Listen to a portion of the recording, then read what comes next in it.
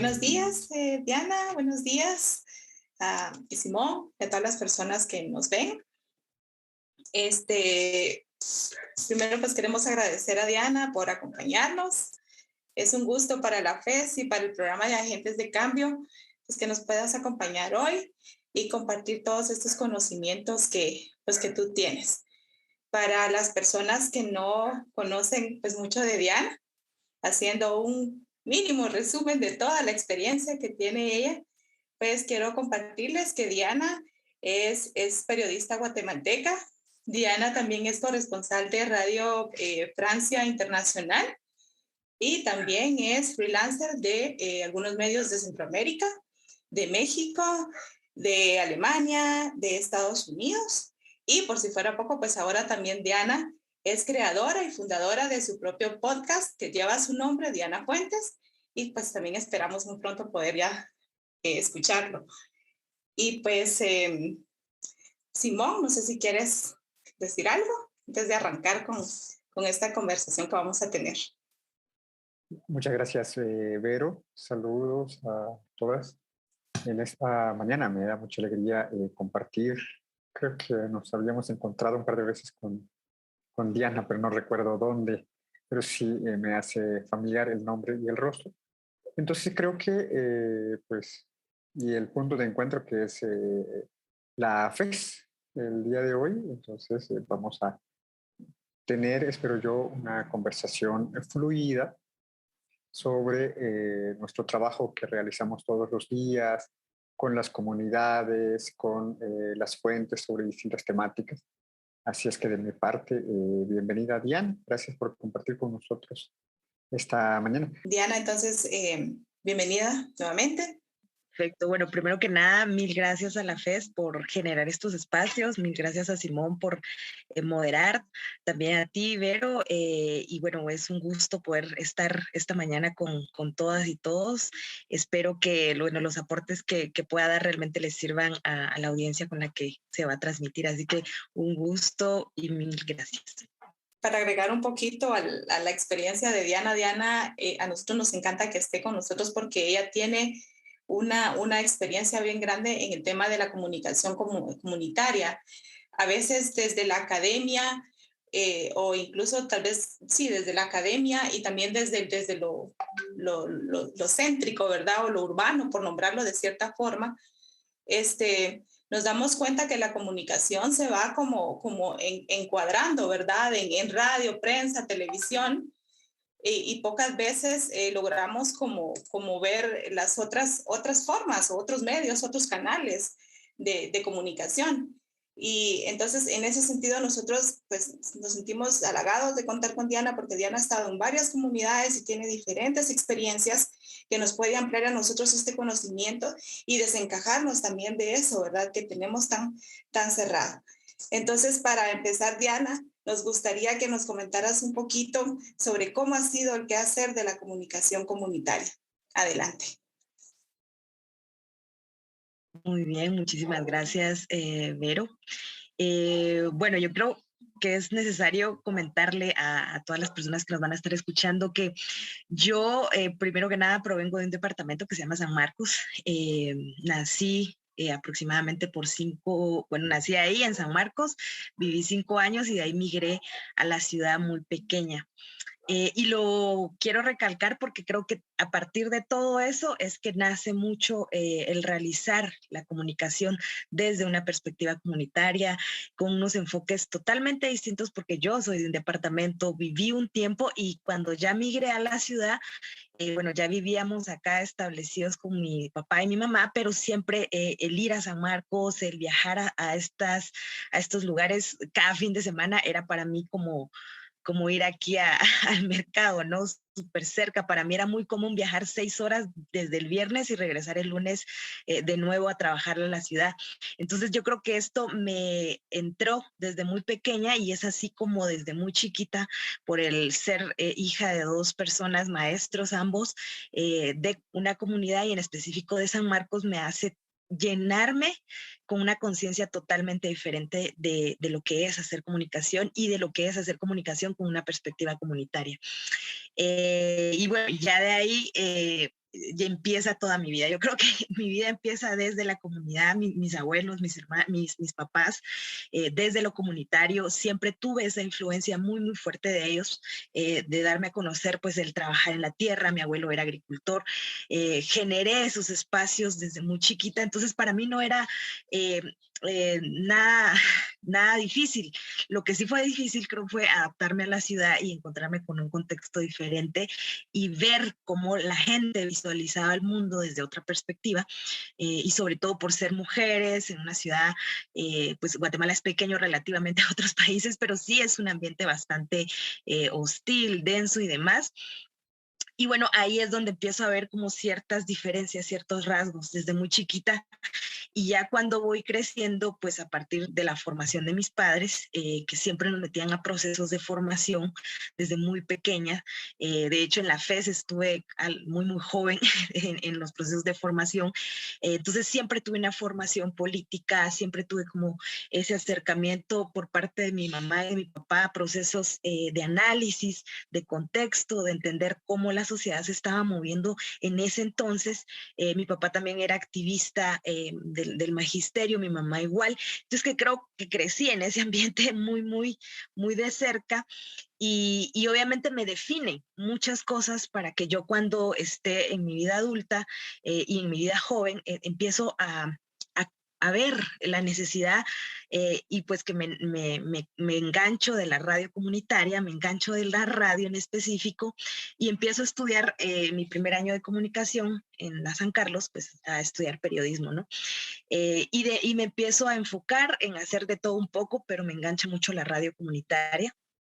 De hecho, uno de mis primeros trabajos fue en la Asociación Mundial de Radios Comunitarias.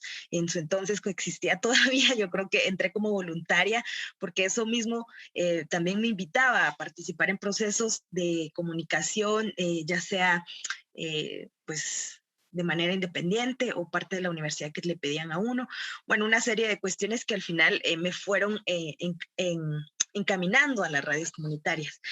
Y es ahí en donde empiezo a ver el qué hacer, ¿no? El qué hacer, qué es lo que se necesita. Cuando estoy ya en el proceso de acompañar a radios comunitarias en distintas comunidades de Guatemala, no solamente en San Marcos, sino en otras regiones, en Petén, en Chimaltenango. Y yo muy joven, realmente era aprendiz en ese momento, y pues bueno, se me abre un panorama totalmente fuerte sobre lo que es realizar comunicación comunitaria, la situación que estaban viviendo en ese momento, que fue aproximadamente en el 2010, 2011. Desde el 2008 yo les venía dando acompañamiento de manera voluntaria, y empiezo a ver y a visibilizar esas problemáticas que vivía la radio. Pero bueno, esto me estoy saltando un poquito, pero sí lo menciono porque ahí empiezo a ver que el quehacer de la radio comunitaria es un mundo inmenso y nunca puedes parar de hacer radio, porque todo es como todo se te envuelve en hacer una nota y entrevistar a las personas que están en la comunidad, en acompañar a las personas, no solamente llegar, extraer la información y retirarme. Creo que desde ese momento entendí que era hacer un acompañamiento, no solamente a la radio, sino también a la comunidad que acuerpaba esas radios.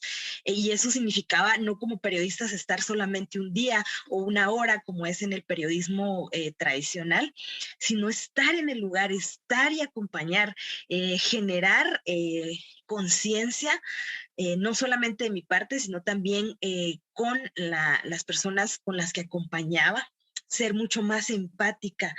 Y bueno, ahí se desencadena toda una serie de emociones que me van invitando a determinar cuál es el trabajo de una radio comunitaria y cuál era también mi papel como acompañante en cuestiones técnicas, porque ahí, eso era lo que hacía en ese momento, acompañar a cómo utilizar una radio, una grabadora profesional, bueno, cuestiones muy técnicas, pero que ese es el quehacer de la radio comunitaria. No solamente va lo técnico, sino también el hacer periodismo, el manejar la radio, y eso es como un multiusos dentro de esas radios. Es un mundo en donde llega tanta gente y en tan poco tiempo, y se hablan de tantas cosas que te das cuenta que no solamente es hacer una nota, publicarla y el tema ahí se queda, sino es darle continuidad también, permanecer en la comunidad y darte cuenta de lo que sucede, y que lo que sucede pues no son cosas como tan dejar el tema por un lado en un día y el otro, sino que tienen que tener un proceso de acompañamiento. Entonces yo creo que ahí voy viendo cuál es el qué hacer. Eso realmente para mí fue un punto determinante, el estar en ese espacio de AMARC, porque me generó desde mi perspectiva, desde mi acompañamiento, un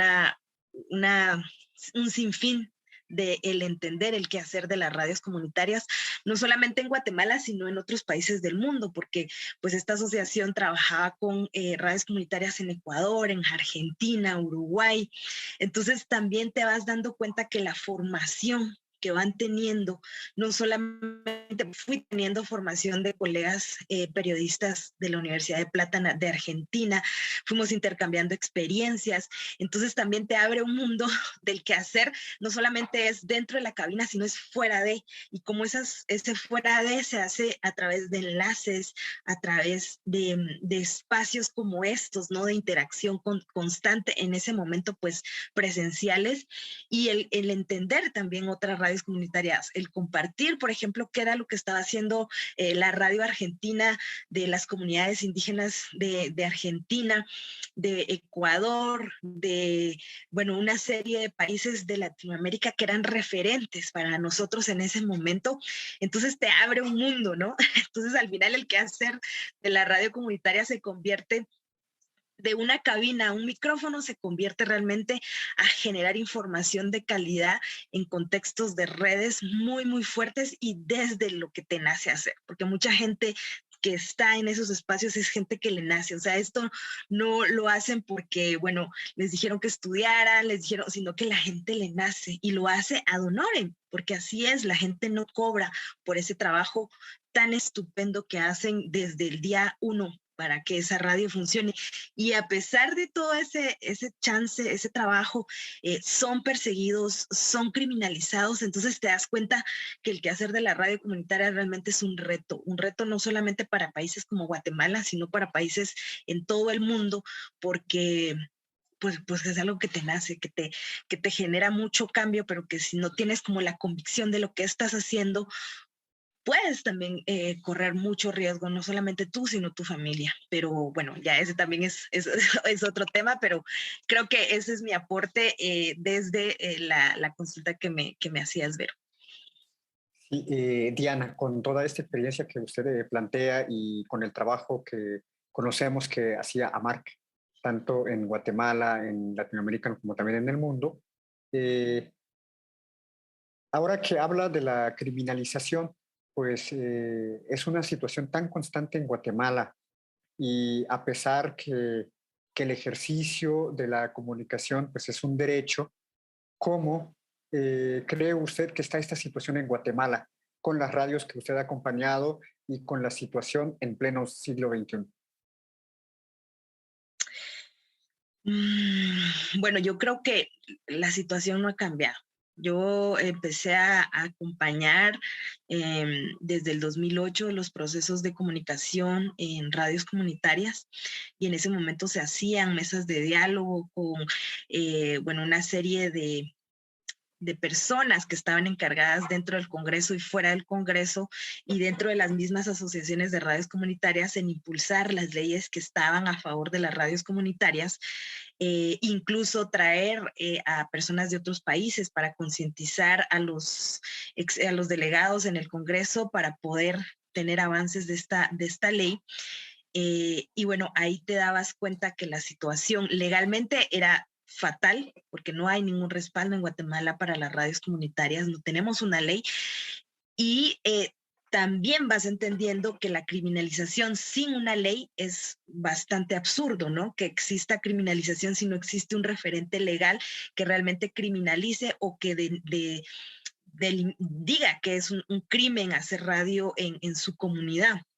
Entonces el Ministerio Público y muchas instancias estatales han estado operando de manera ilegal en contra de las radios, argumentando campañas masivas por parte de los medios masivos en donde pues criminalizan a las personas que hacen esta labor en Guatemala, que de hecho es el único país de Centroamérica que hace este tipo de cosas, en donde incluso les quita el equipo, se lleva a la gente a la cárcel, porque el resto de países en Centroamérica es increíble que no se hace. O sea, tal vez no existe una ley, también hay avances leves, pero no se les mete a la cárcel como en Guatemala, ¿no? Entonces somos un país que del 2008 a la fecha yo siento que no ha cambiado la situación, de hecho ha empeorado, porque también el tema de las redes sociales ha hecho que los medios comunitarios se visibilicen a través de estas plataformas, que de hecho en ese momento se hacía un análisis de que nosotros apenas estábamos hablando de la ley de radios comunitarias para en frecuencias muy cortas, ¿no? Y análogas, mientras que en México ya se estaba planteando una ley de radios comunitarias en donde abarcaba todo el tema digital y qué respaldo debían de tener las radios. En ese momento creo que nunca se visibilizó, no se entendió, y hasta el momento por eso también van a haber problemas por eso, ¿no? Una radio que pueda operar de manera fácil en el internet se les va a complicar por la misma situación, que no tenemos ningún respaldo, y pues también han nacido muchos más medios comunitarios dentro de la internet. Creo que ahora es un espacio en donde nos permite poder realizar esta labor. Sin embargo, no deja de ser criminalizada, no deja de ser perseguida, y bueno, tenemos el caso de Anastasia, que pues fue encarcelada hace unos, ya lleva meses, ¿no? En este proceso, y también la persecución, el acoso que están recibiendo las y los comunicadores comunitarios en sus comunidades, porque también ha sido la formación. Y yo creo que en ese espacio yo también me incluyo, que hemos tenido durante más de 20 años o 10 años en espacios independientes generados por nosotros mismos, nos ha creado una calidad de periodismo enorme, que eso evidentemente se ha enraizado en las investigaciones que las y los comunitarios están realizando, y eso los pone en mayor riesgo, porque lamentablemente aquí no que develes una investigación en donde haces referencia de que se están muriendo los peces en el río, de que hay acoso a las mujeres por cualquier situación de una instancia de poder. Eso, esa investigación en estos lugares no es que la gente los va a ver bien, sino que los alcaldes, las autoridades se sienten amenazados y empiezan a perseguirles a las personas. Y no solamente los alcaldes, sino también, por ejemplo, las investigaciones que han realizado de terrenos sobre el impacto ambiental que pueden tener hidroeléctricas, minería, y bueno, una serie de empresas transnacionales que desde hace 10 años o más están en nuestros territorios. Y los comunicadores se han determinado a hacer investigación de calidad, a profundidad, y esto les ha repercutido. Entonces creo que la situación es mucho más hostil, mucho más acoso, pero sí también una calidad de periodismo impresionante. Y yo creo que por eso es que están siendo más perseguidas y perseguidos. Por eso también hay mucho temor de que estos espacios tengan más auge, tengan más difusión, porque existe una calidad también de enfocarse en temas que no están tocando los medios y que no les interesa tocar a los medios tradicionales. Entonces, eso evidentemente siempre le va a poner a uno en riesgo, le va a poner a uno a la mitad, ¿no? Del entender que el contexto no va a ser fácil. No ha sido fácil, creo que para las radios desde hace más de 10 años no ha sido fácil, o 20 años atrás. Yo creo que la firma de los acuerdos de paz era como una luz en el camino, de ver que iban a haber espacios para las radios, para las comunidades. De hecho está TV Maya, pero nos damos cuenta que no hay difusión, no tienen presupuesto. Entonces ahí te das cuenta que el camino va a seguir siendo igual de duro que hace 20 años, y que ahora, con el contexto que vivimos de pandemia, de criminalización, se agudiza, pero la gente siempre ha resistido ahí. Entonces es impresionante cómo el contexto puede llegar a ser muy atroz, muy terrible, espantoso, y yo creo que muy penoso para un país como Guatemala, que tengamos un atraso tan enorme en algo tan básico, ¿no? En lo que es en el tema de radios comunitarias y que la gente pueda expresarse, que la gente tenga espacios. Y ahí también creo yo que ayuda mucho los respaldos que ha tenido las mismas radios comunitarias, ¿no? Las investigaciones que ellos han hecho, el trabajo que realizan, que hemos realizado, y me incluyo porque hemos realizado trabajo de campo muy fuerte, pues lo hemos tratado de visibilizar no solo a nivel nacional, sino también a nivel internacional. Y esto evidentemente también pone en el foco a Guatemala, y eso no les interesa a los países, a los gobiernos, que Guatemala esté en el foco porque están matando un río, porque están matando periodistas, porque están asesinando comunidades completas, ¿verdad? Y que estas investigaciones develadas por las radios comunitarias están teniendo un impacto no solo a nivel, y sobre todo más a nivel internacional. Entonces creo que esto les va a seguir, o nos va a seguir causando una serie de tropiezos y de obstáculos muy, muy fuertes, pero considero que se nos ha preparado para eso. Y la gente tiene un corazón tan enorme y tiene una convicción tan veraz de lo que están haciendo, que es muy difícil, ¿no? Lamentablemente también a veces puede llegar a perder la vida, y yo creo que en ese caso nadie quiere, ¿no?, que las personas pierdan la vida por una nota. Y eso también creo que es donde también las y los comunicadores debemos entender hasta qué punto yo debo parar y decir, bueno, hasta aquí, y de ahí continúo, ¿no? ¿A quién llamo, a quién enlazo para que ese contexto atroz no sea tan terrible para mí? ¿En qué momento publico? Porque, por ejemplo, yo realicé una investigación por 4 años en campo sobre el impacto ambiental de una hidroeléctrica, la hidroeléctrica Chagbal, en el río Chagbal, pero yo no quise publicar esa investigación hasta estar fuera de ese lugar. Vivía ahí, vivía con mi familia, con mi pareja, entonces era para mí muy arriesgado, y eso lo entendí desde el principio. Entonces creo que también estar formados para cómo movernos en espacios minados es muy importante, porque no solamente te arriesgas tú, arriesgas a tu familia.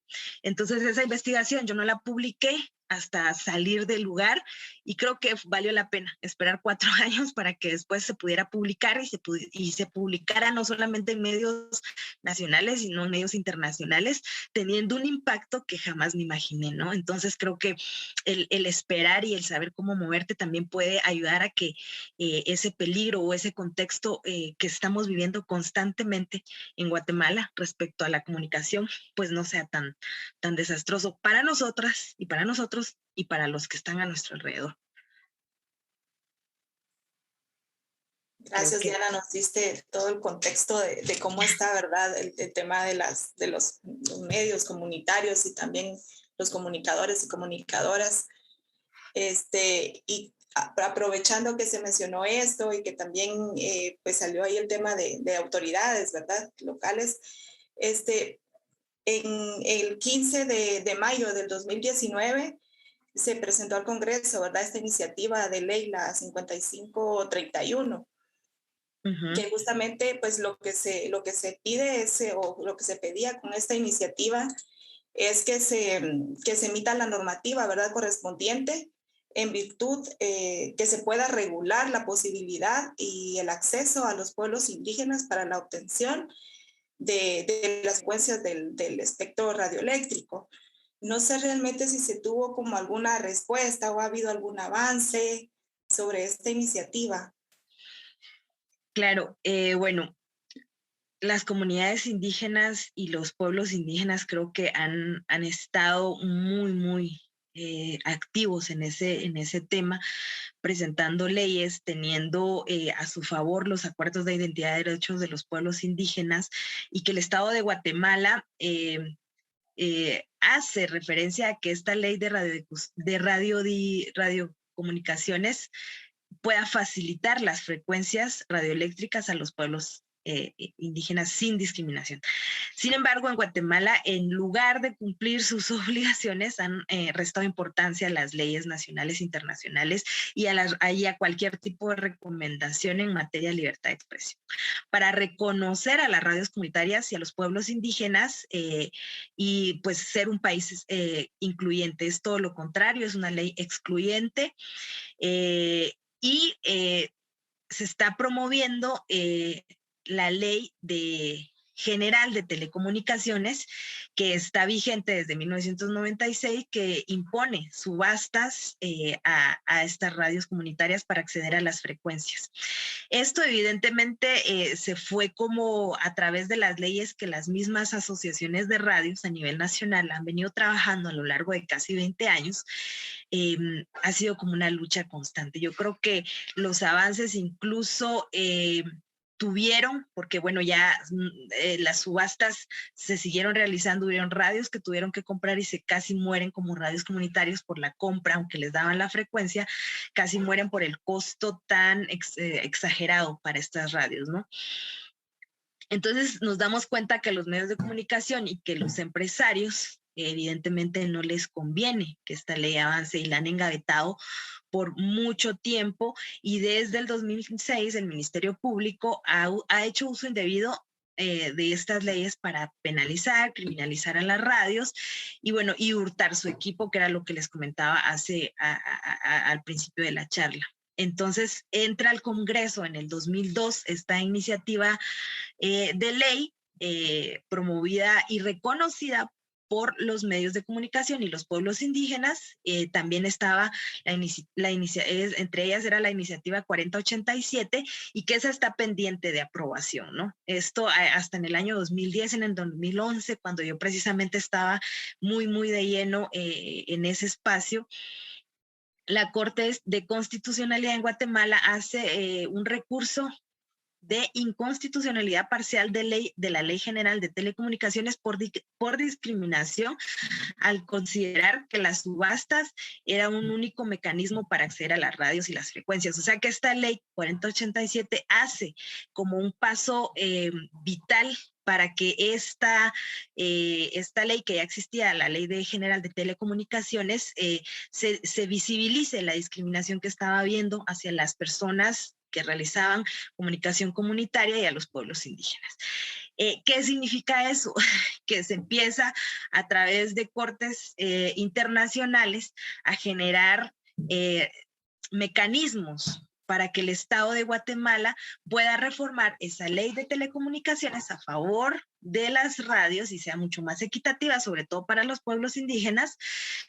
Pero esto evidentemente se va aplazando, se va atrasando, van haciendo comisiones, incluso entra la ONU, la OEA, las mismas organizaciones de radios comunitarias que ya llevaban el proceso de antemano.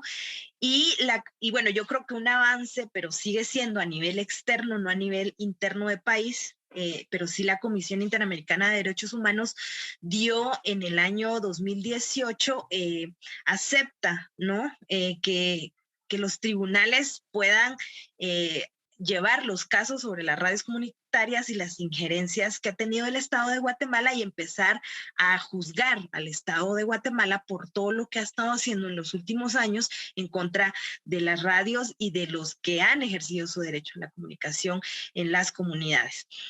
Esto digamos que es un avance. De hecho, en este 2021, en junio, más o menos, fue el primer juicio respecto a eso, en donde la Corte Interamericana de Derechos Humanos empieza este juicio a favor de las radios y empieza a juzgar al Estado de Guatemala por las faltas a la democratización de los pueblos y pues a empezar a la constante criminalización que han tenido las radios comunitarias en los últimos años. Esto evidentemente queda en audiencias, en procesos judiciales internacionales, y que hace falta mucho. O sea, la ley de todos modos, eso es a nivel internacional, pero a nivel interno del Congreso, pues la ley sigue engavetada, la ley se aplaza constantemente, además está ya muy desactualizada y evidentemente vamos a parar así, creo, años, ¿no? En el 2008, 2011, creíamos que ya iban a entrar aliados políticos que pudieran hacer como ese reajuste a ese avance de esa ley. Y se hacen cabildeos con los mismos diputados que podrían estar a favor de, pero era la verdad sumamente desgastante y no se logra absolutamente nada. Ahorita creo que la situación está peor porque el contexto de país hace que leyes como estas estén mucho menos visibilizadas porque no es importante, ¿no? Porque aparentemente para ellos lo más importante es pues estar trabajando todo el tema de la pandemia y ahora la pandemia es la que aplaca e invisibiliza el resto de leyes como estas que llevan muchos, muchos años a que avancen de manera acelerada y de manera justa, ¿verdad? Porque además sabemos que no les conviene, ¿no? Que las frecuencias sean gratuitas, estamos hablando de mucho, mucho dinero también a través de esto.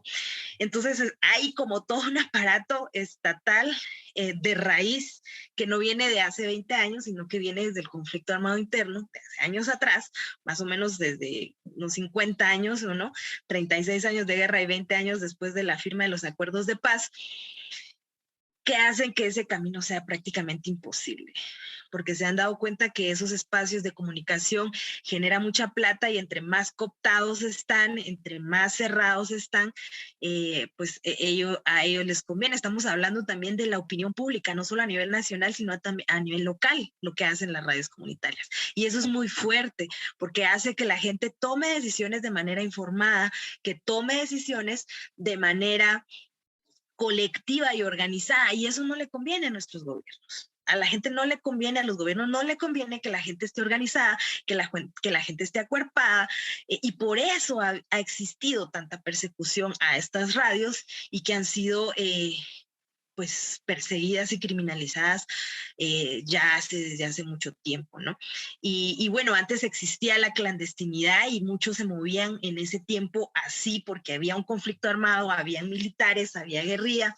Ahora ya no existe eso, pero hay un ministerio público, hay campañas masivas que desacreditan todo ese trabajo enorme que hacen las redes comunitarias y que lo hace de manera persistente, consecuente, porque esas campañas nunca se quitan de las frecuencias masivas que se oyen a nivel nacional, y entonces en el imaginario de la gente sigue existiendo o existe de que no haga eso porque ese es un delito. Usted, compadre, hasta los dichos que hacen, no se meta a hacer eso porque eso es delito, y eso va a ser muy difícil, y media vez no haya un apoyo y un respaldo mucho más fuerte de la comunidad hacia esta ley, pues evidentemente eso no va a avanzar y se va a seguir estando engavetada durante otros 20 años más si no existe ese acompañamiento de raíz. Pero como ha existido campañas en donde han generado una desinformación del trabajo que hacen las radios comunitarias, las verdaderas radios comunitarias, porque también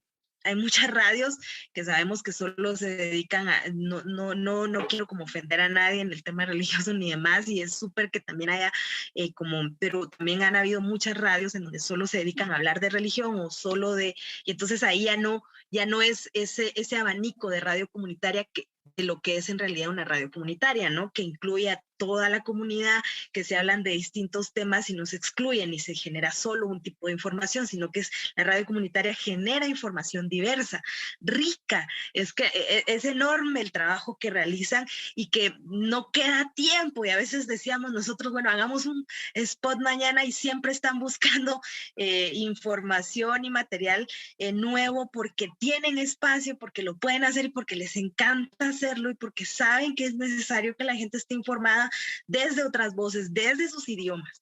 Entonces también nos damos cuenta que eso tampoco les conviene a los gobiernos, que haya información en sus idiomas, información de calidad, con personas con formación académica y de experiencia de terreno muy compacta. Eso no les interesa, eso no les conviene. Entonces, por lo tanto, estos avances de las leyes van a seguir siendo endebles, pobres, y se van a quedar así, no sabemos hasta cuándo.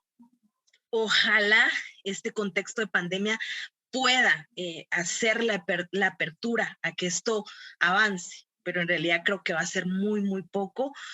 los avances, porque en lugar de que avance, a la gente se le está metiendo a la cárcel. Entonces, yo creo que es muy complejo el contexto, pero siempre ha sido el contexto complejo para las radios comunitarias así. Creo que antes incluso existía más organización, porque cuando metían a un compañero preso y robaban el equipo por parte del Ministerio Público, se activaban todas las alertas internacionales con las redes de comunicación que existían, no solamente locales, sino de otros países, para que esta gente que les apresaba pudieran salir los compañeros muy rápidamente, y no importaba la hora ni el día, ahí estaban. Todos estábamos, y me incluyo porque a veces tocaba ir ahí a apoyar al compañero, a que ya estaba preso, a que le habían robado su equipo, desmoralizado totalmente, pero ahí había una red. Esa red creo que en los últimos años también se ha debilitado. Empiezan a haber inicios de ese fortalecimiento de red, pero siempre sigue siendo fragmentado. Y si esa fragmentación no se acopla mucho más, y aunque existan campañas muy grandes, sabemos que ellos tienen mucho más dinero. Sabemos que las empresas generan mucho más campañas que van a seguir aplastando los procesos locales y cualquier tipo de ley que intente avanzar, no solamente en el Congreso, sino también en la misma organización de las radios comunitarias. Creo que eso podría resaltar respecto a lo que me consultaba. Sí, Diana, respecto a la criminalización que también surge de los medios de comunicación en general, que también afectan a las radios comunitarias y afecta la información que publican las radios comunitarias, digamos, desde la criminalización de liderazgos comunitarios, la criminalización de defensores de derechos humanos, cómo desde los medios comunitarios se podría contrarrestar esta información desde su experiencia. Respecto a la criminalización que sufren, ¿cómo se puede contrarrestar? Es así la pregunta, no sé si entendí mal, perdón. ¿Cómo contrarrestar la criminalización desde las radios comunitarias? Bueno, yo creo que las radios comunitarias desde su inicio han tenido, y yo creo que hemos estado en ese chip y en esa lógica del trabajo en red, de la construcción de fortalecimiento de red de comunicadores y comunicadoras a nivel nacional y a nivel internacional. Y yo creo que es el momento de que esa red se active mucho más fuerte y se explote a la magnitud de la problemática que estamos viviendo, porque estamos hablando de que son mujeres, hombres criminalizados, metidos en la cárcel durante meses, sin ningunos avances en sus audiencias o avances en sus casos. Y yo creo que esas redes que las radios han construido y esa fragmentación también que ha existido, porque creo que eso también ha debilitado los procesos, se compacte, o sea, que también se cierren filas, ¿no? Y existe una red a nivel mundial y un acuerpamiento mucho mayor que las radios pueden hacer.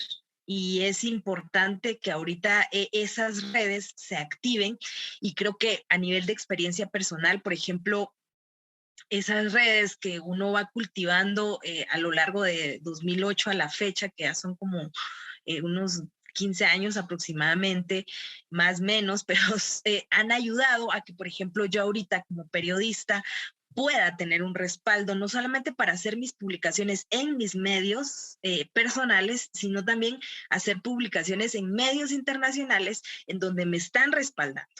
Y eso creo que desde mi experiencia puedo decirlo, y que me ha ayudado mucho, porque el nivel de vulnerabilidad que yo tengo es mucho menor a que si yo estoy sola en una comunidad, sin ningún contacto, sin saber por qué estoy cubriendo tal cosa, sin tener apoyo de mi redacción, sin tener apoyo de mi radio, sin tener apoyo de la misma gente que sabemos que nos puede acuerpar en el terreno para que no nos pase nada. Entonces, es lo mismo ahorita. O sea, si yo vengo, realizo investigaciones de alto impacto o de menor impacto, no importa el tipo de comunicación, simplemente si yo estoy comunicando, necesito tener activas esas redes a nivel local, sobre todo, por si en algún momento vienen, pues podemos ir a la casa de doña que me ayuda, ¿no? A que no me pase nada, o puedo llamar a una asociación en un país en donde me pueden dar un fondo para que si me meten a la cárcel yo pueda salir rápidamente.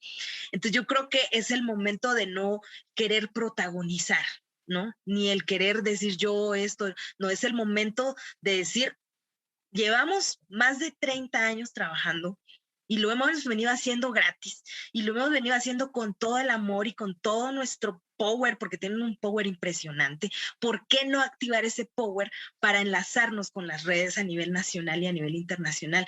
Creo que los avances se dan porque el hecho de que la Corte lleve ya un caso a nivel internacional y esté juzgando al Estado guatemalteco es el resultado de eso. Pero entonces todos acuerpar eso, ¿no? Todas, ya sea periodistas locales independientes, periodistas internacionales, y entonces armar esas alianzas, generar este tipo de espacios es fundamental, ya sea virtual o presencial, para que entonces sepamos que no solamente se trata de acuerpar o protagonizar para alguien, sino se trata de acuerpar un proceso que lleva mucho tiempo y que se ha estado engavetando y se ha ido desactualizando y que entra gente joven, nueva, que eso está buenísimo, pero que tienen que saber de cuál es el contexto anterior para poder tomar decisiones más veraces y no estar caminando sobre, a ver, por aquí, experimentando nuevamente, porque eso ya se vivió. Y yo creo que ahí es donde estamos muy endebles, estamos como muy a paso falso, en donde no logramos confiar y también no nos logramos internalizar, a menos de que no haya fondos, ¿no? Entonces, ¿cómo quitarnos eso de la cabeza y empezar a escarbar? Porque ahí está, porque ya lleva mucho tiempo gestándose, solo es de que se compacte más y pueda explotar ese potencial de acuerpamiento a nivel regional y a nivel de país y a nivel personal, ¿verdad? Para que no estemos en peligro ninguno y que podamos ejercer el derecho a la comunicación con toda libertad. Lamentablemente también eso se pone difícil por el contexto complejo de la pandemia, pero no es imposible, ¿ya? Porque las radios comunitarias incluso operaron en el tiempo del conflicto armado interno en contextos mucho más precarios, pero había una comunicación, existía una comunicación y había cierto acuerpamiento en algunos momentos. Cómo ese acuerpamiento y cómo eso se puede volver a enlazar teniendo estas herramientas ahora que son mucho más fáciles, obviamente teniendo las precauciones debidas en términos de tecnología, que eso siempre ha sido como el eslabón más débil para las radios comunitarias, el tema tecnológico, pero que ahora pues tampoco es tan débil porque ya hay radios comunitarias en línea, hay muchas, entonces yo creo que ahí estamos, ¿no? Ahí se tienen las respuestas, pero hemos sido como, el contexto nos aplasta, también a veces vivimos el día a día. Las personas que hacen este tipo de comunicación y hacemos este tipo de comunicación, pues tenemos también vida, tenemos familia, y esto es algo que a veces lo hacen sin paga, ¿no? No nos pagan por hacer radio comunitaria. En las radios es como ad honorem, hacer tu programación. Yo estuve 10 años haciendo un programa de radio en la radio universidad de manera gratis. Y otros 10 años atrás en otras radios. O sea, hacemos esto porque nos encanta, porque lo disfrutamos, porque sabemos qué es lo que queremos hacer y porque creemos que es importante visibilizar los procesos de otras y de otros sin el protagonismo de una, ¿no? Sino al contrario, el protagonismo de las comunidades. Entonces, y eso también nos desgasta mucho, porque en algún momento pues también tenemos que trabajar, tenemos que generar ingresos y bueno, yo me incluyo en eso, que dije, bueno, hace como 2 años, dije, no, ya no puedo seguir colaborando de manera ad honorem en este espacio porque no me da la vida, porque entró la pandemia y tengo que, personas que dependen de mí económicamente, entonces que tengo que trabajar y priorizar donde me paguen, ¿no? Entonces creo que también eso nos dificulta mucho el poder seguir haciéndolo de manera constante. Pero no es imposible, porque yo creo que cuando ya empezamos a trabajar en redes, eso nos ayuda mucho, que también es sumamente complicado, pero no es imposible, ¿no? El desquitarnos de eso de que no se puede, y eso es lo que a mí creo que me apasionó mucho de la radio comunitaria y del trabajo del periodismo comunitario, porque en la universidad, pues yo decidí dejar la universidad porque no, yo quiero hacer radio comunitaria porque en la universidad me están diciendo que el periodista tiene que ser muy, son egoístas, se pelean entre ellos por notas, hay una envidia atroz que es lamentable y es bien triste, ¿no? Y yo no quería estar en ese ambiente, de hecho me rehusé y me rehuso todavía a trabajar en medios locales masivos, nunca lo hice, siempre tenía la convicción de que yo no iba a parar ahí y bueno, respeto mucho el trabajo de los colegas, no estoy diciendo, pero a nivel personal yo nunca quise hacer eso, porque no me quería enfrentar a un ambiente tan hostil y tan desastroso, matándonos entre los mismos colegas. Por eso también decido irme a vivir a una comunidad, decido trabajar ahí y vivir y seguir haciendo radio, seguir haciendo investigación. Pero eso me ayudó mucho, ¿no? El tener acuerpamiento, el tener estos enlaces, el poder fortalecer esa red, porque eso es lo que me ayuda ahora a estar en los espacios que estoy a nivel internacional, pues como corresponsal, creo que ha sido para mí una de las cosas muy significativas, pero que entonces ahí compruebo que el trabajo en red, que el tener clara nuestra visión, el no desenfocarnos de lo que queremos y cómo lo queremos, es vital. Porque si nos perdemos, sobre todo en estos contextos tan difíciles, pues nos perdemos, ¿no? Y podemos explotar en el camino y nadie quiere eso. Entonces, ¿cómo poder hacerlo siempre resguardando nuestra seguridad? Y no dejarnos llevar tampoco por la adrenalina full, porque en el terreno la adrenalina se vive al máximo, las emociones, y eso a veces también nos limita mucho a las comunicadores y comunicadoras comunitarias. Entonces yo creo que seguir teniendo esa ternura, llorar cuando estamos entrevistando a la gente, empatizarnos y comer algo que nos da la gente con ese amor y con esa, pero siempre teniendo el enfoque para no descuadrarnos de todo lo que está alrededor. Porque estamos a veces en terrenos donde hay policías, están los de las empresas, la policía de las empresas privadas, están los comunitarios enardecidos y nosotros estamos en medio. Y a veces eso, si no tenemos la cabeza fría y si no tenemos el enfoque de lo que estamos haciendo, nos puede causar mucho riesgo a nuestra vida. Y lamentablemente aquí uno fallece o está en la cárcel, sos olvidado. Entonces no queremos ser olvidados y creo que eso es parte del trabajo enorme que hacen y que hacemos desde hace mucho tiempo en este trabajo comunitario, este trabajo de terreno, porque al final es el verdadero periodismo. Ese es esa es la esencia del periodismo, el trabajar en terreno, el entrevistar a la gente y poderle darle continuidad a los temas. Entonces, tenemos, creo yo, todo para que esa criminalización y esa situación en la que estamos envueltos no nos desenfoque. Solo hay que volver a reencaminarlo y buscar, creo yo, a los actores y a las redes correctas y a las personas que les nazca desde siempre el poder hacer este tipo de enlaces y poder fortalecerlos. Y también a las que no, invitarlos, ¿verdad? Porque tenemos que decirles, miren, esto es lo que hacemos y nos encanta hacerlo y lo hacemos muy bien, pero necesitamos su respaldo porque solamente las comunidades y el respaldo también de las comunidades va a hacer de que estemos en menos peligro, en menos riesgo, porque la comunidad se vuelca a apoyarte y a ser menos criminalizado. Entonces, ¿cómo también hacer esos enlaces con las comunidades mucho más fuertes? Generar esos espacios con la comunidad, así como lo hacemos cuando vamos a hacer un reportaje, de tomarnos un cafecito, de comer un tamalito, de tomar un atolito, poder hacerlo para discutir cómo estamos nosotros y en el riesgo que estamos viviendo y qué necesitamos tanto de acuerpamiento de esas comunidades como viceversa para poder seguir haciendo ese periodismo de calidad, ese periodismo comunitario que es el periodismo que nace de una raíz, pero que si no logramos fusionar ambas cosas, pues vamos a seguir igual, en definitiva, y esa criminalización y ese acoso va a ser mucho mayor porque pues vamos a hacer como, seguimos siendo como la parte débil y las instancias estatales se han dado cuenta y han infiltrado personas para que esas cosas se debiliten más. Entonces, ¿cómo no permitirlo, no? Acomode lugar, porque está nuestra vida de por medio, pues. Gracias, Diana.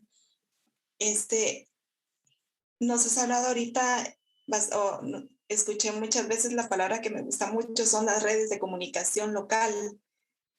Y también hiciste mención del avance tecnológico, pero también vimos un poquito sobre la Ley General de Telecomunicaciones, pues que al final sigue buscando la privatización de esas radios, ¿verdad? O el acceso a la radio. Pero viendo esta privatización, viendo también que nos comentaste que hay un poquito pues, de problema en el sentido tecnológico, pero que de una u otra manera se ha llegado y que ha ido como adentrándose. ¿Cómo ha recibido ese avance tecnológico las comunidades? ¿Cómo se ha dado ese proceso? Y también, más allá por ejemplo, de la radio en las comunidades en general, ¿cómo se va dando ese proceso de comunicación a nivel local? ¿Cómo se van creando estas redes de comunicación local? A ver, yo creo que la pregunta es muy, muy fuerte porque creo que esas redes ya estaban ahí. Yo agradezco, por ejemplo, a todos los que estuvieron antes de nosotras, antes de mí, a que esa red de comunicación ya existiera, ¿no? Y que esa red estuviera como muy, muy constante en la vida de las nuevas generaciones de periodistas, ya sea de la academia o periodistas comunitarios, ¿no? Que para mí no hay diferencia. Entonces, perdón, entonces, sí creo que hay un trabajo atrás muy, muy fuerte y que gracias a eso pues estamos hoy aquí. Estuve yo trabajando y acompañando a las radios comunitarias hace 10 años atrás. Entonces yo creo que es eso, ¿no? No perder el foco de esos enlaces, de esas redes, de ver con quién sí logramos trabajar muy bien y nos salían casos estupendos de investigación, con quienes sí logramos acuerparnos muy bien en el terreno para hacer programas en vivo y que nos salían a toda madre y lográbamos hacer una serie de invitados y que llegaban. Todo el tiempo estamos haciendo red porque todo el tiempo tenemos invitados de otros lugares, de distintos temas. O sea, en sí nuestra esencia es el trabajo en red. Entonces, creo que lo hacemos, lo practicamos, lo generamos, y ahí es donde siento yo que nos desenfocamos o la gente o los comunicadores comunitarios se desenfocan porque existe ese trabajo en red. Entonces, ¿cómo fortalecer ese trabajo que ya venía de muchos comunicadores experimentales y que hicieron y que lograron mantener un trabajo en red muy, muy grande, porque de hecho por eso es que existe la Asociación Mundial de Radios Comunitarias? Entonces, como también tener esa memoria histórica, que es una obligación de las y de los periodistas y de los comunicadores, informarnos de esa historia. Bueno, ¿quiénes participaron en la generación y en la creación de la Asociación de Periodistas Comunitarios? ¿Quiénes están en esas asociaciones? Tenemos respaldo también de periodistas, hay asociaciones. ¿Dónde están? ¿Quiénes fueron? Necesitamos que nos refresquen, y más que necesitamos, es vital que ahorita resurjan y que existe ese acuerpamiento. Entonces, ahí es donde creo yo que debemos enfocarnos. Existe ese trabajo en red y con nuestras fuentes también, ¿no? O sea, como el poder decir, mire, necesito que usted también nos acuerpemos y podamos como seguir discutiendo los programas en vivo, seguir teniendo continuidad de los temas que estamos realizando para que el tema no se apague, porque pues a veces se les interesa mucho que el tema se apague, pero cómo no dejarlo ahí, sino que darle continuidad.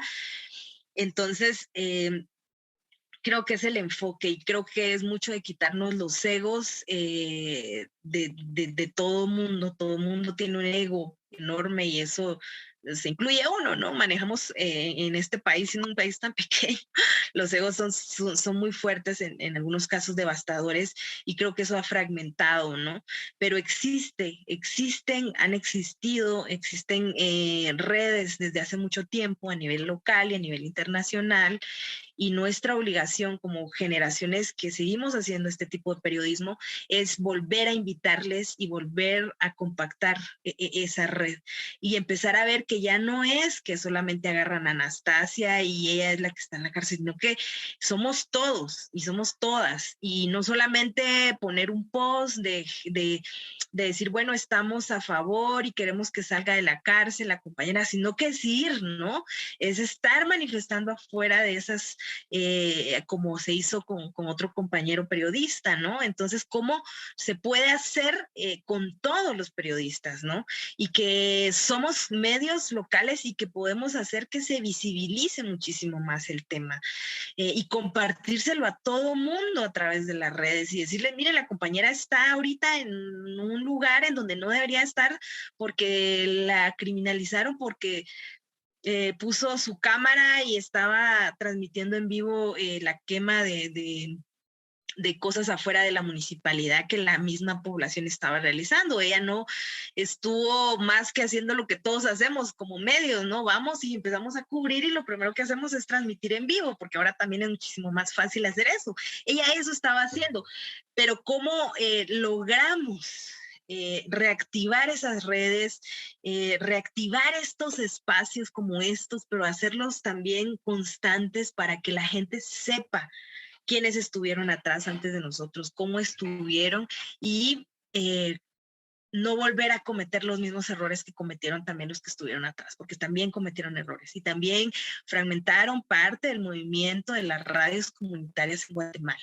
Entonces creo que eso nos sirve a nosotras y a nosotros como nuevas generaciones a no volver a cometer los mismos errores. Y es de humanos y es de colectivos y es de personas cometer errores y esos errores nos ayudan a no volver a hacer lo mismo, pero hacerlo y hacer algo y hagámoslo y volvamos a reactivar eso.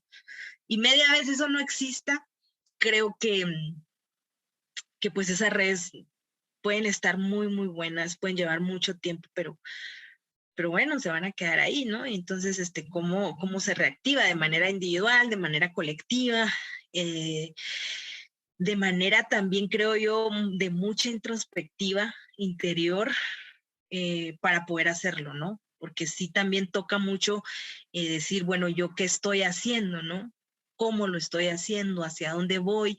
Y redireccionar bien eso para que tengamos nuestro punto a donde queremos llegar bien, ¿no? Bien, bien completo, bien complejo, bien fuerte y no débil ni, bueno, con dudas, porque si entramos en eso, creo que esas redes van a seguir también siendo débiles, van a seguir siendo pobres y van a ser más difícil y más cansado el trabajo que ya de lo que ya ha sido y de lo que sigue estando y sigue siendo y seguirá siendo. Creo que eso. Gracias, Diana. Entonces, para cerrar, ¿qué les dirías tú a los y las jóvenes que quieren hacer o que están haciendo comunicación comunitaria? Un mensaje que les quieras compartir. Bueno, yo creo que primero mantengamos la empatía todo el tiempo con las desigualdades sociales. Creo que eso es vital para quienes quieran hacer este tipo de periodismo, ya sea local o como quieran, ¿no? También el seguir llorando, y cuando hablo de empatía es que esos temas o eso que escuchamos de la gente no nos convierta como en hierro, ¿no? Como en que no tenemos que llorar o no, sino que todo lo contrario, si lloramos con el entrevistado, llorar, ¿no? A eso me refiero con esa empatía, no perder esa empatía, ese impacto que estamos viendo que están pegándole a alguien y nosotros lo estamos grabando nada más, ¿verdad? Obviamente siempre sin ponernos en riesgo, pero poder hacer algo, no sé, llamar a la policía y no solamente grabar y sacar y extraer la información. Entonces ahí es donde entro con el tema de la empatía. Y seguir, a mí mucho de lo que me genera todavía el hacer esto es sentir esas cosquillas, ¿no? Y ese miedito que a uno le da. Si uno tiene esos sentimientos cuando estamos en terreno, cuando estamos haciendo notas, cuando estamos haciendo una investigación, cuando estamos haciendo un programa en vivo, si ustedes sienten esas cosquillas y ese miedito, es porque ahí es donde debemos de estar. porque eso es lo que nos mueve, esas emociones son las que nos hacen estar a tope, estar a full, tenerle como más amor cuando sentimos esas cosquillas en la panza al salir al aire, o al hacer un en vivo, o al publicar una nota. Seguir enganchándonos al periodismo de manera de calidad. Es un reto para las radios comunitarias seguir formándonos constantemente y buscar la profesionalización también, porque eso creo que es importante. Yo lo digo también por experiencia, porque pues dejé la universidad porque ya no quería, pero retomé hace 4 años atrás y pues ahora ya la finalicé y la estoy finalizando. Entonces creo que también es parte de ese profesionalismo y de esa credibilidad, que lamentablemente a veces eso se necesita en países como estos, ¿no? Que necesitan que uno tenga el cartón. Entonces, tenerlo, eso no es imposible y solo hay que estar y engancharse si realmente nos gusta a las clases y hacer este tipo de camino que también es importante. Generar nuestros proyectos independientes. Creo que es muy importante que si la redacción tiene o la radio tiene como su parrilla programativa de programación, pero también nosotros tener nuestros proyectos independientes es muy importante en este momento, sobre todo porque ahora se puede hacer a través de la tecnología, en Instagram, en Twitter, en Facebook, hacer estos espacios de diálogo para tener acercamiento muchísimo más con la gente. Seguir especializándonos en el periodismo digital, que ha sido un reto desde hace muchos años para las radios comunitarias, pero creo que ahora ya las poblaciones que están naciendo y que están haciendo radio comunitaria son poblaciones, son jóvenes, nativos digitales, entonces eso va a ayudar a que el uso de esas herramientas puedan ser como más eficaces para hacer el ejercicio que tengamos. Y bueno, y plantearnos retos constantes, ¿no? Yo, por ejemplo, ahorita uno de mis retos es poder hacer un audiolibro, entonces cómo seguir siempre teniendo, bueno, ya hice este reportaje, ya lo terminé, ya lo publiqué, pero ahora qué sigue, ¿no? Bueno, ahora es darle continuidad. Bueno, ahora sigue otro tema y buscar más investigación sobre otros temas que no están tan visibles. O, bueno, ahora voy a hacer un libro o ahora voy a hacer una radio digital. O sea, siempre terminar una cosa y empezar otra. O sea, y cuando estemos haciendo una, ya estar pensando la siguiente. Y eso nos pasa mucho en la radio. O sea, estamos terminando un programa, ya estamos pensando en a quién vamos a invitar en el próximo programa y qué es lo que vamos a decir o cómo lo vamos a publicar. Entonces, yo creo que eso es muy importante porque eso es lo que también nos hace mantenernos constantemente y eso es lo que ha mantenido a las radios. Entonces, siempre tener como retos nuevos, nunca como decir, bueno, ya terminé y ahí se acabó esta investigación o este programa, sino siempre estar ahí.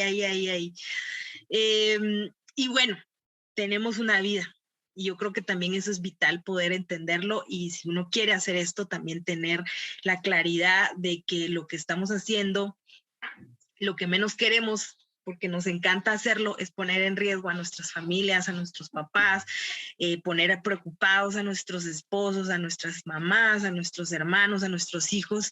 Entonces, ¿cómo poder hacerlo y también cómo formarnos para ello, para que todo lo que yo haga dentro y fuera de mi comunidad no me ponga en riesgo? Entonces también es eso algo que también tienen que tener presentes las y los comunicadores comunitarios que quieran empezar a hacer este proceso y también darle espacio a nuestra familia, porque a veces creo que lo dejamos como de lado o decimos, bueno, esto prefiero priorizar en esto y nos enfocamos tanto porque nos enganchamos tanto de los temas y de la radio y de la comunicación, pero creo que va a llegar un tiempo en nuestra vida en el que ya no vamos a tener la misma energía, entonces también debemos dedicarle a la familia, porque ese también va a ser nuestro soporte para poder meterle el doble o el triple a nuestras siguientes investigaciones, el apoyo que tengamos de nuestro seno, de nuestro núcleo, y cómo debemos de darle tiempo para que tengamos ese apoyo y ese soporte de ese núcleo, porque si nos perdemos también solo en hacer eso, creo que para todos vamos para ahí, ¿no? A una edad en la que ya se nos va a dificultar movernos a terreno, poder hacer estas investigaciones tan largas, poder exponernos en marchas y que nos o sea, eso se va a acabar. Entonces, también tenerlo claro. ¿verdad? Y tenerlo claro en el sentido de que podamos también, dentro de todo este mundo que estamos generando de la comunicación comunitaria, tener nuestra comunicación comunitaria dentro de nuestro seno familiar. Es vital, porque eso nos va a dar mucha fuerza y mucho poder para seguir haciendo lo que estamos haciendo y seguir haciéndolo con calidad, con certeza y con enfoque muy claro de lo que queremos.